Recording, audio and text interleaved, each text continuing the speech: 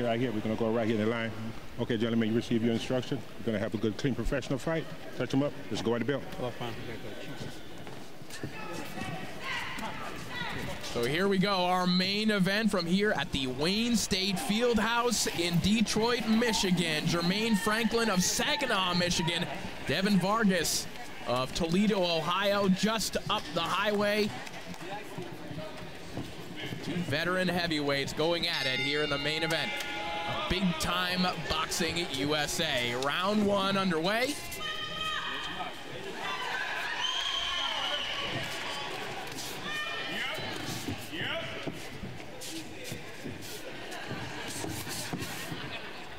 Vargas already targeting the body of Jermaine Franklin.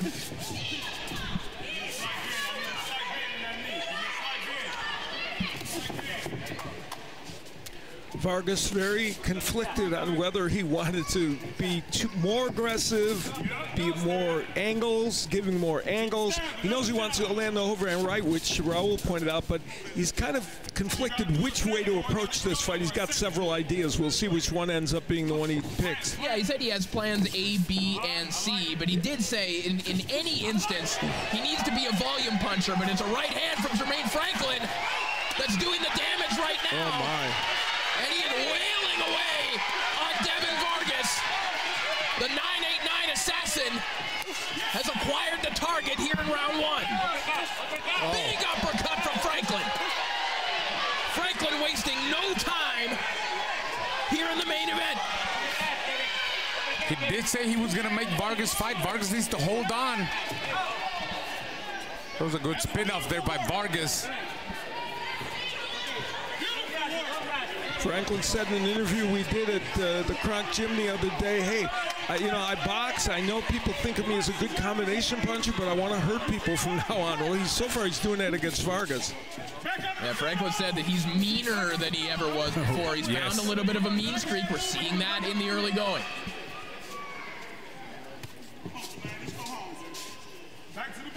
Credit to Devin Vargas for recovering there. That was a dangerous-looking opening flurry. And again, for a guy, Al, who admittedly in Devin Vargas, who said this could be my last fight, for Jermaine Franklin, you do obviously want to test him early. Yes, and give Vargas credit. Obviously, he's a veteran. He's not sure how much longer he's going to go. Some people would have just gone down. He didn't. He hung in there. He's trying to make a fight of this, and, but he's been that kind of person really for his whole career, and of course going all the way back to the glory days of being an Olympian and being very good in his early part of his pro career. And I think that does show. This might be his last lap, but he's going to run it. He's not walking it. Yeah. Vargas needs to go back to boxing and giving him angles and staying out of the line of fire. Because I'll tell you what, he was in front of, he squared up a lot. He was right in front of Jermaine Franklin. He got caught with some big shots. When was the last time we saw Franklin switch lefty? That's kind of different, isn't it? Yeah, it is. Haven't seen that. Franklin getting a little experimental with his offense here in the early going and lands a flush left hand right at the belt.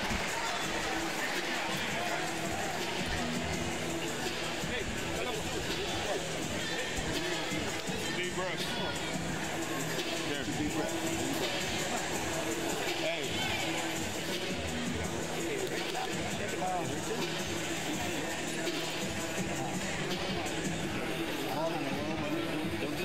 Well, Jermaine Franklin had a great round. He was setting everything up of a hard jab.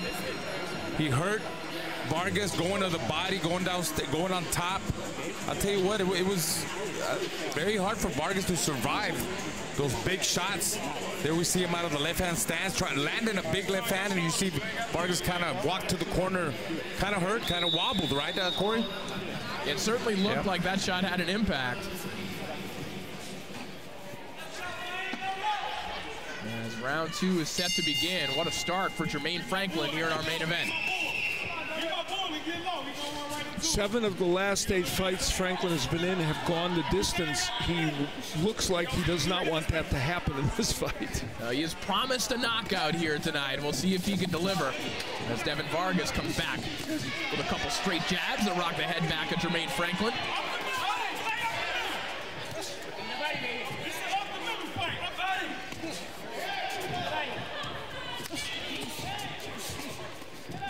Vargas is trying to crowd Franklin. I think thinking he might be a little safer, at least the closer he gets to him. He's landing some good body shots, yeah, like good body shots. And he said he was excited about this fight because the last 2 fights he fought a prospect, undefeated prospect, Deontay Pettigrew, who was 6'6", 300 pounds. 300 pounds. So Jermaine Franklin being 6'3", and he's a lot smaller than Pettigrew. And Vargas lost back-to-back decisions to Pettigrew, but he disputes those scorecards and says that some of the observers did as well. No disputing what's happening right here. This is Jermaine Franklin landing some heavy stuff on the inside. Yeah, Franklin really winging those shots. Very relaxed. Good combination punching. He pushes him off. He's controlling the pace of the fight, controlling the distance, landing some beautiful hard shots. You know, Vargas he's only got 9 knockouts in his wins. He's not a big puncher, so when he lands a big power punch, he wants to push Franklin back in this fight, he hopes, but he's not, even when he lands a big power punch, he's not making a huge dent in Franklin so far. Franklin trying to create some room, but you see Vargas trying to smother him, not giving Franklin that room to land that right uppercut. Well, this is the type of strategy that Vargas has used over the years to make contenders look a little rough at times. He did this against Junior Fa. He's done it against other fighters by just smothering and blasting. He can make you look bad. You're right. He crowds you. Shot there from Franklin. And oh boy, Franklin has Vargas in trouble. Franklin fighting Vargas off, creating space, and landing some big stuff here in the second round.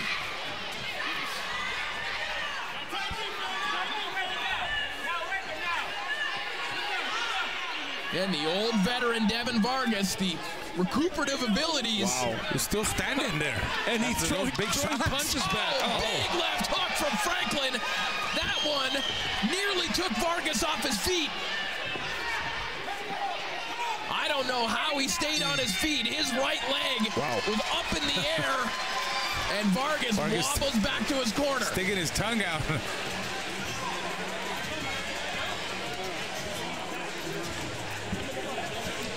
Well, a rough round for Devin Vargas, to be sure. Walked into that big right hand, and I mean, he was hit with punches that honestly should have knocked him down. It didn't. And here's the other thing about Franklin. He did not ignore the body either, and you see him doing that work. That's the uppercut that his trainer, Jesse Addison, wants him to use more. But here's the remarkable part of the round that really we didn't see him, where he kind of comes back a little bit, Vargas, just to stay in the fight. But again, the left hook lands by Franklin, and it was a variety of power punches that hurt this man, Devin Vargas. Listen, 6 of Vargas's losses have come to guys who have either gone on to win a heavyweight title, an interim title, or challenge for a heavyweight title. In other words, you've had to reach to the top shelf to find the antidote for Devin Vargas. And Jermaine Franklin, he wants to do what Zhilei Zhang and Charles Martin have done recently. He wants to show he's a real contender, and that means you get Devin Vargas out of here. Well, by the look of those first 2 rounds, yeah, you're right. He's looking for the knockout. Out comes Devin Vargas with a 2-punch combination of his own. That was actually a pretty good left hook by Vargas, and that created the jawing back and forth between the two of them. Man, Vargas is tough. Franklin said he was going to make him fight. I don't think he had to make him fight. He's right there in front of him. He's willing to go toe-to-toe with him. But, of course, Franklin is getting the best of him. Franklin said he wanted to show off that mean streak that we've been talking about. This is exactly the kind of fight where he can do that. And to your point, Raul, he doesn't have to go looking for Vargas. No, he doesn't. Look, Vargas still right there in front of him. He's there for everything. And, you know, Vargas, he's throwing some combinations, Corey, but not really doing any damage. Not enough power behind those shots to get that respect from Franklin. Oh, plenty of power behind that right hand from Jermaine Franklin, despite the frown from Devin Vargas, the head flying all over the place after those right hands. I think that's close quarters, but Vargas is talking smack to Franklin now, Al. Yeah, and Corey, you are a wordsmith. You said earlier, Vargas is not, he's going to take, if this is his last lap, he's going to take it for sure. He's not going to walk it. He's going to run it, and that's what he's trying to do, hanging in there. Yeah, he's throwing combinations, fast combinations, trying to frustrate Franklin. A little bit of a shoulder check there from Jermaine Franklin, something that might see from the Detroit Red Wings. This is kind of a redo for Franklin. He faced Isaac Munoz in his last fight, a granite-chinned Mexican heavyweight, hit him with everything, and Munoz did not go down. I think Franklin goes back. He needs to go downstairs. He needs to punish the body because look at Vargas still on top of him, trying to smother him, trying to make it sloppy, Corey, trying to make it ugly, trying to frustrate him. Look, even those little pity-pat combinations, he's still up. You know, he's a heavy, he's still a big guy. It's getting his attention, maybe not hurting him. Big right hand again there from Franklin. Again, fighting off the ropes. You know, Franklin has landed some monstrous body punches, but they just haven't had the kind of impact you would expect. You know, and they may still, of course, as the rounds go on. Vargas was trying to use volume, but he got ripped with a right hand to the body a second ago. You can hear that ringside. Devin Vargas making this a fight. He sure is. Wow, he's definitely making it exciting, guys.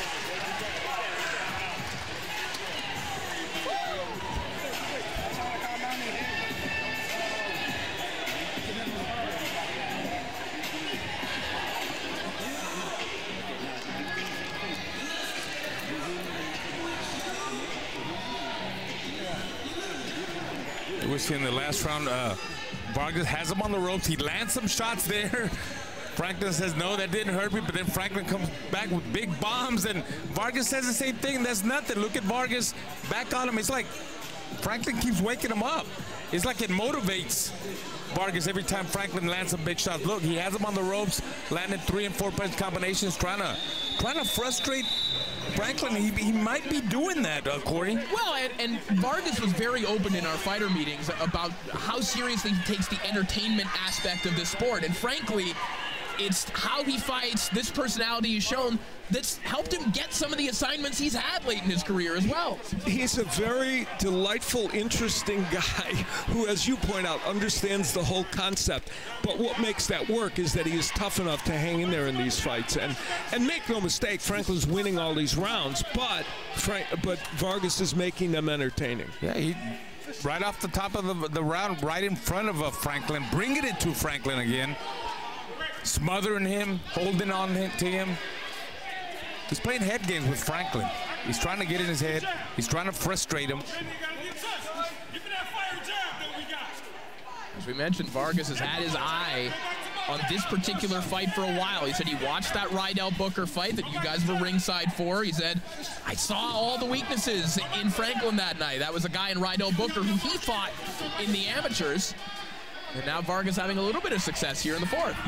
You know, one of the things that Jermaine Franklin wants to do more of is punch and combination. He's a really good combination puncher. That is one element we haven't seen that much so far in this fight. And also when he punches it in combinations, Al, he needs to mix it up from the body to the head. He did say he was been working on that, but I would love to see more of that. You're right. Yeah. And he's landed thunderous body punches, but one at a time, kind of, yeah. I should point out, too, that Franklin weighed in a little more than 20 pounds heavier than he did against Anthony Joshua, which maybe gives him a little more mass behind these shots, but also may plague him in terms of his punch output and later in the fight. Very good point, Corey.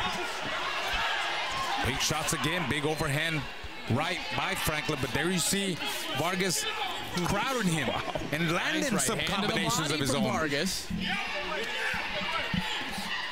And go back to early in this fight when Vargas was so hurt in that first round. Who thought we'd even get here and Vargas would be competing? Hard uppercut there from Franklin.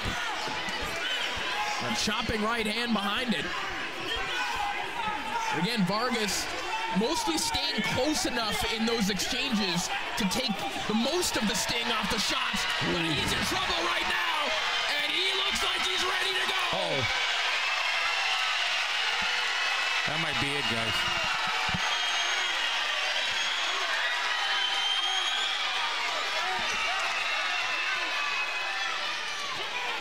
Devin Vargas up at the count of 9. Big opportunity here for Jermaine Franklin to close the show. And Franklin got one in when he was down that also did some damage. He gets caught there. Jermaine Franklin's probably wondering, how did this guy get back up? I thought that was over. The double tough Devin Vargas back up and landing shots. Moments after this fight looked like it was donezo.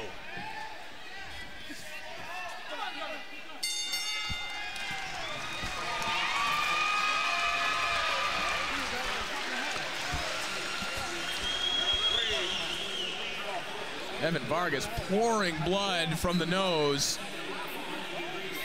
as we take a look in his corner.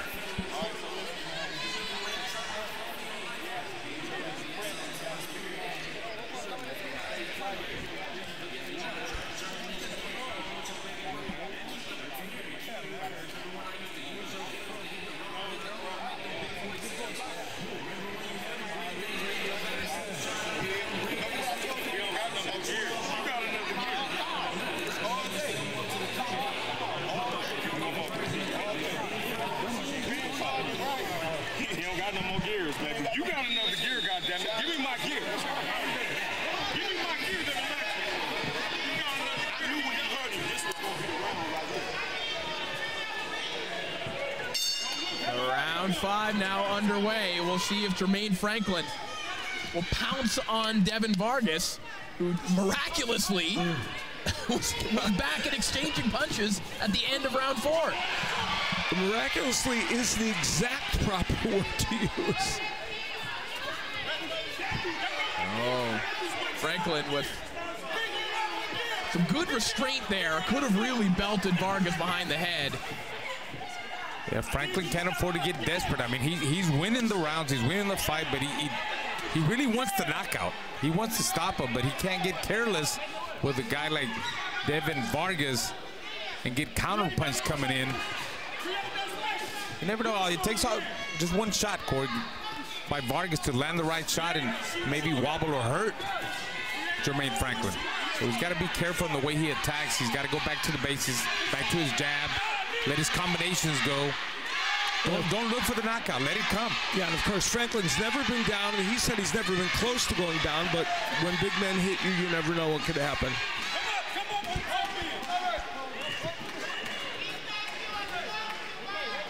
Franklin right now just kind of waiting out this smothering pressure of Devin Vargas, just waiting for his opportunity. It's really every single time he lands. Yeah, maybe taking a little. Yeah, maybe taking a little break, trying to play possum. You know, let him get a little bit confident, and then try to land the big shots. A moment ago, we saw a beautiful combination by Franklin. He is capable of being, for a heavyweight especially, a really good combination puncher. Lands some nice right hands to the body. There's a right hand to the head. On the top of the head, yeah, I believe. Yeah, that one caused Devin Vargas to hold on, and obviously you saw the admonishment from Ansel Stewart.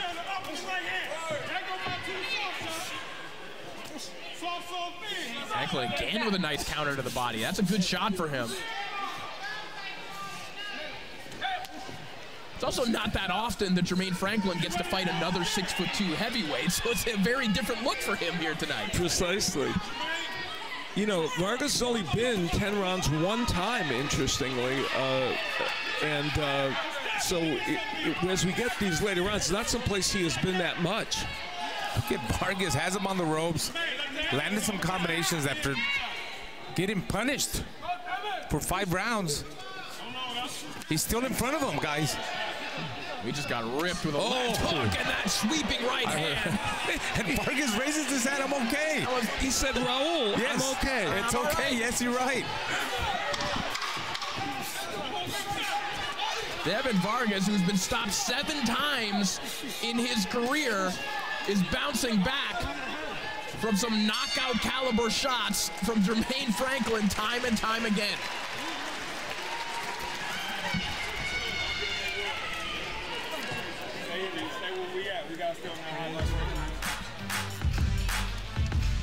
Well, coming up on Friday, June 7th, it is the return of Oscar Collazo, who will take on Nicaragua's Gerardo Zapata from the Turning Stone Resort and Casino in Verona, New York. It's Hall of Fame weekend action live here on DAZN.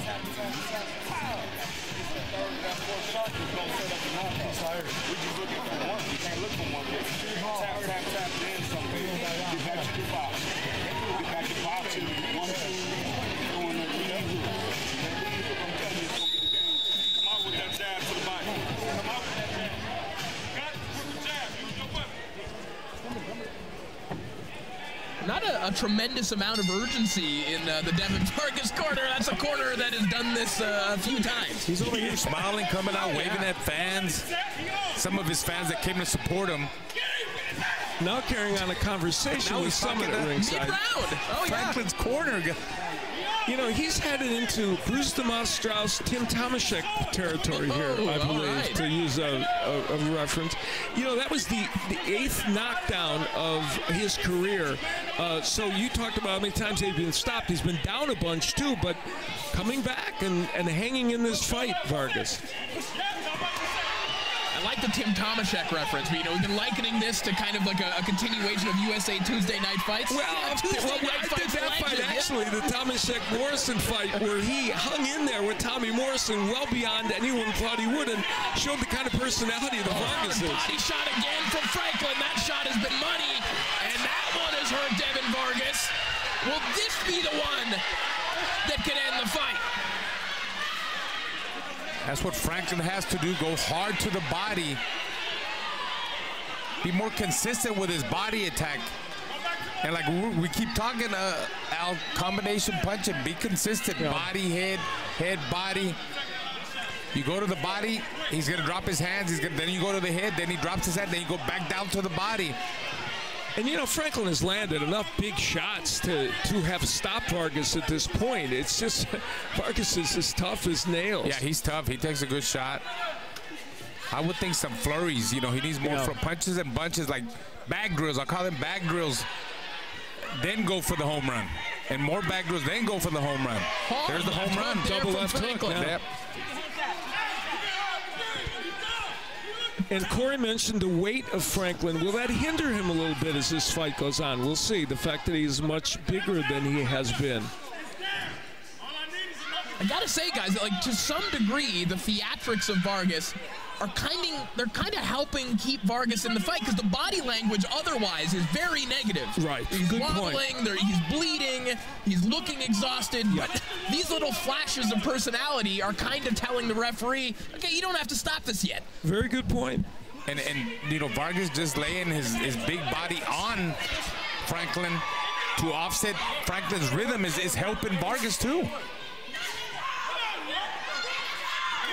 And then Franklin will come back and land a couple of huge power punches. And then we wonder, as Corey said before, is this the moment when it stops? Vargas just landed a right uppercut. Oh, yeah. Good combination there. Goodness, what a shot from Jermaine Franklin, and that one sends Vargas to the mat.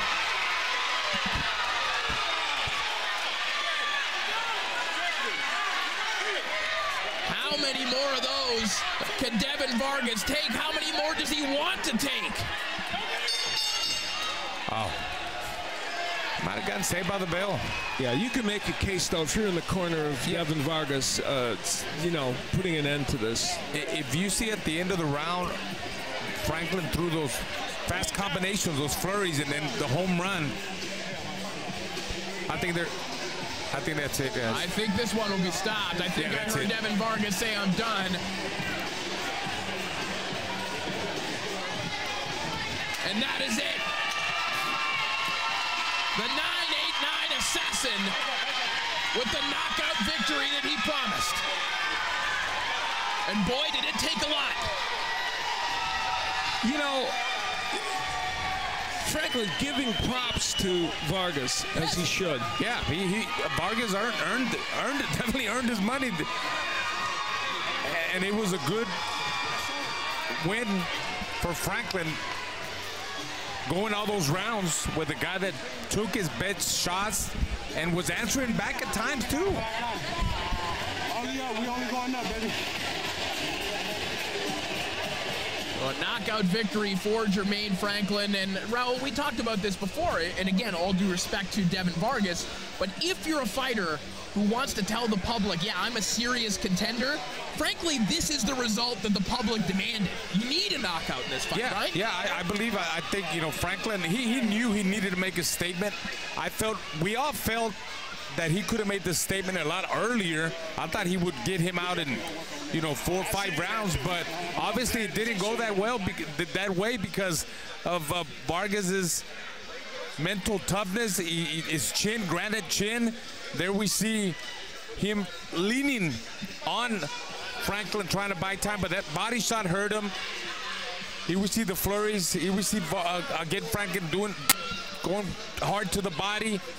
But then you see Vargas coming back with 3-4 punch combinations, again leaning his body on him. Those are the flurries that I was talking about. You see, he finally let those flurries go, and then he landed a home run. Had they let the fight, had he had another 10-15 seconds left, we would have seen him really hurt. Oh, absolutely. And I think he knew that. He made the right decision in the corner.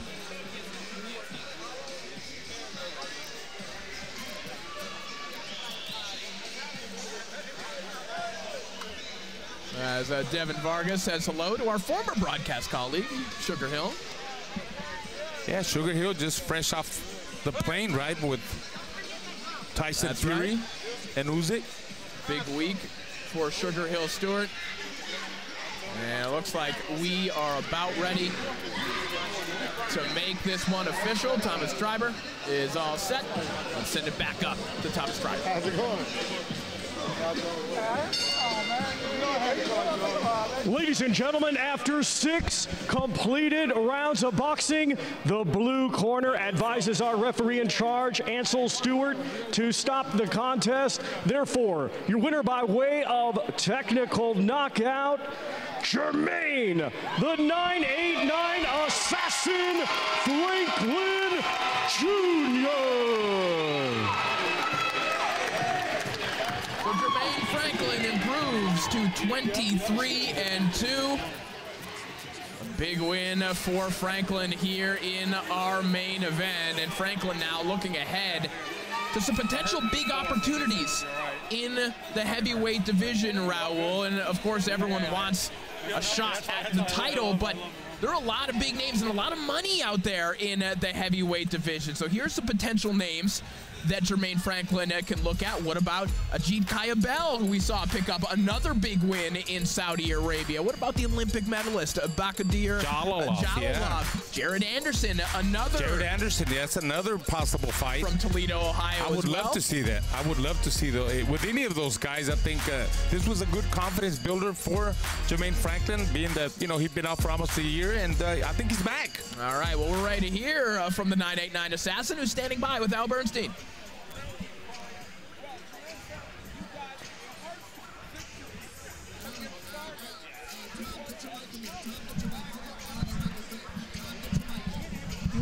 With everything, and he just did not stay down until finally you were able to close the show, and he couldn't come out for the round. But a really good performance by you, despite his toughness.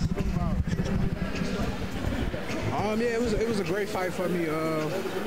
I felt like I made the fight harder than it needed to be, being overly aggressive, trying too hard to land too many power shots. So I guess working on the new plan kind of made me too aggressive. So we're just gonna go back to the drawing board, you know, working on staying calm.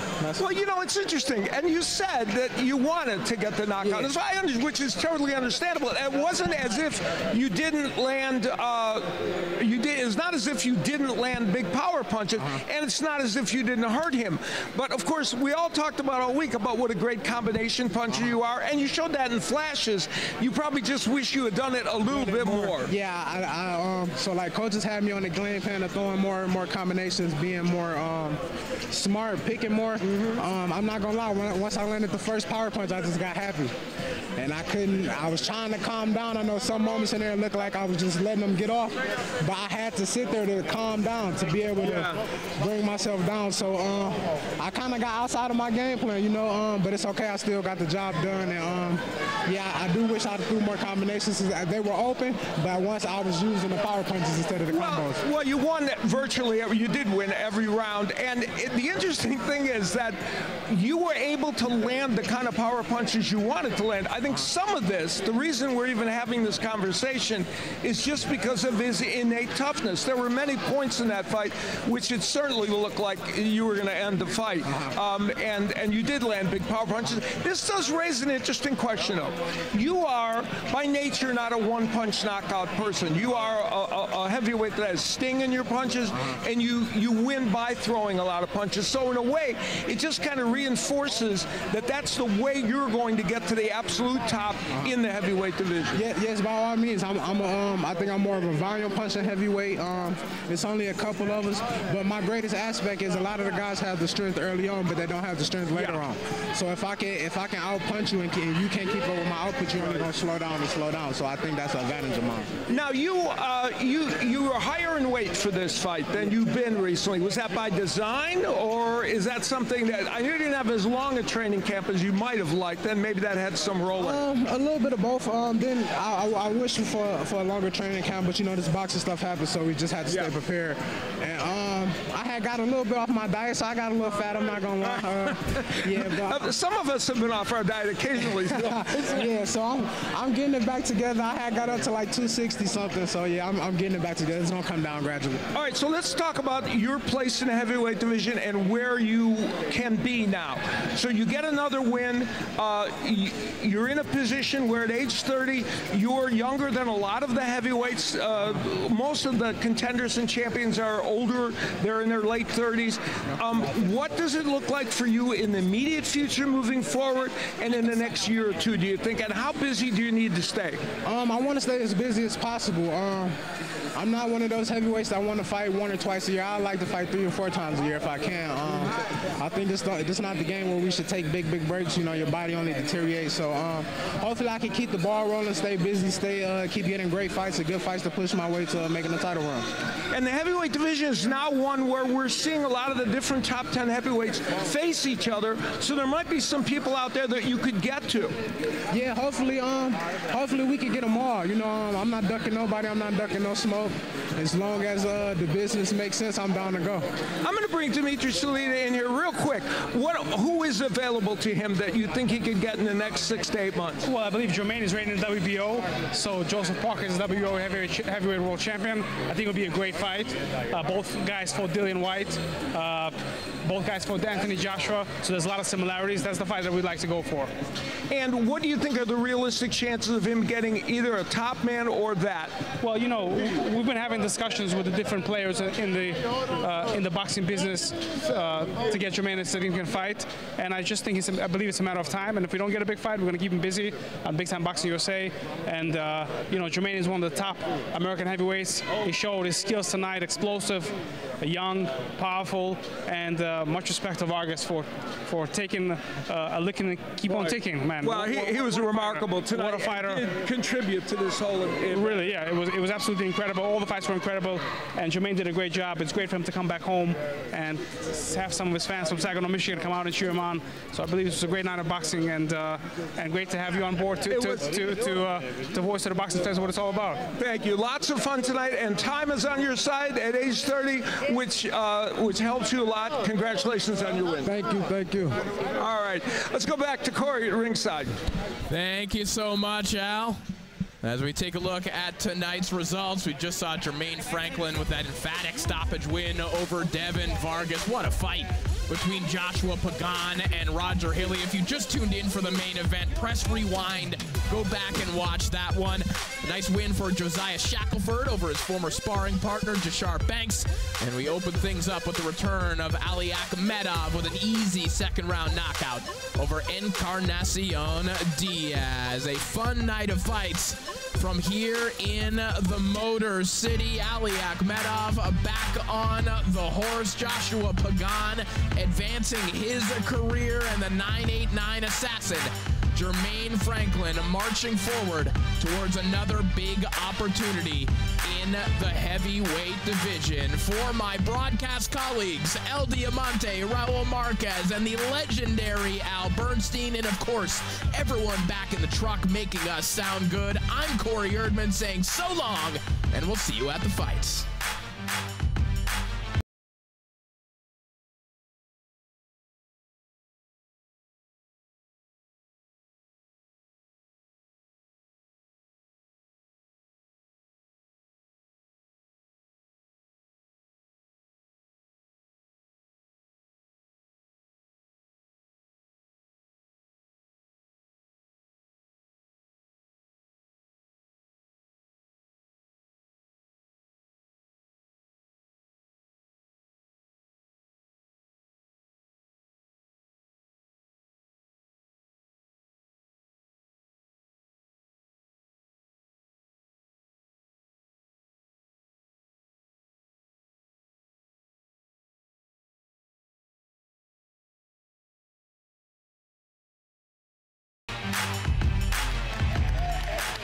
Giving boxing exactly what he needs. The best be the best. Estrada's a huge star, risking it all. You talk about pound for pound great fighters, Bam Rodriguez. Once we're in that ring, there's no respect. This kid is super special. From here on out, it's just big fight after big fight. I can't wait to put on the show. A fight of the year contender written all over it.